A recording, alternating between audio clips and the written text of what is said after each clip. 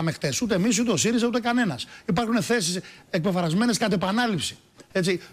Συνελήφθησαν σήμερα οι συνεργάτες του Ξηρού. Για το Ξηρό ακόμα δεν έχουν πει συγχαρητήρια στην Αντιτρομοκρατική, που έχει και νεκρό. Έτσι, να θυμίσω τον τελευταίο Μπορώ τον να μιλήσω γιατί εγώ είμαι ούτε για τις σημερινές.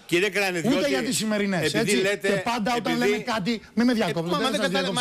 Λέτε πράγματα που δεν γνωρίζετε. Όταν λοιπόν. Τα γνωρίζω πολύ καλά. Δεν γνωρίζετε. Όταν γνωρίζω τον κύριο Βούτσι.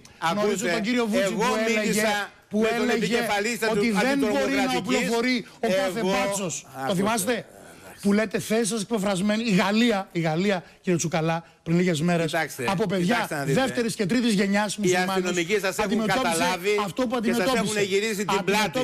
Γιατί τους κοροϊδεύετε, το κάνετε αυτό τώρα. Δεν σας τιμά, έτσι. Και αυτός ο σταλινικός τρόπος σε μένα δεν περνάει. Δεν περνάει σε μένα. Ξέρετε πολύ καλά. Σας έχουν γυρίσει την πλάτη και τους κοροϊδεύετε επανειλημμένα. Δεν μπορεί να γίνει αυτό το πράγμα. Λοιπόν, τι λένε λοιπόν? Ότι θα αφοπλίσουν την αστυνομία. Ουδέποτε το έχουμε πει αυτό. Αυτά είναι αποκοιήματα της φαντασίας σας. Ότι θα καταργήσουν και θα ενοχλήσουν τις υπηρεσίες που ενοχλούν. Τα ΜΑΤ, τη Δίας, ό,τι ενοχλεί τα εξάρχεια και κάποιες ενιστώσεις. Εγώ πήγα στα ΜΑΤ, πήγα εγώ στα ΜΑΤ. Και μίλησα εγώ με τους αξιωματικούς.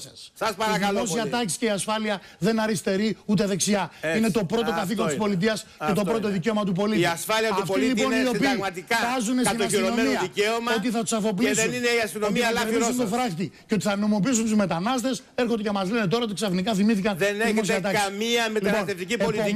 Επομένως, εμείς θα φυλάξουμε τη χώρα. Έχετε σωρεύσει όλους τους μετανάστες εδώ και δεν κάνετε τίποτε απολύτως.